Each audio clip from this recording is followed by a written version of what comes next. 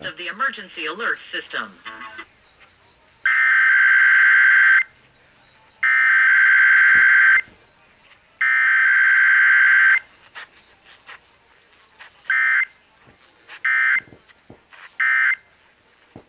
Station is testing its emergency alert system equipment. The EAS will provide timely emergency warnings.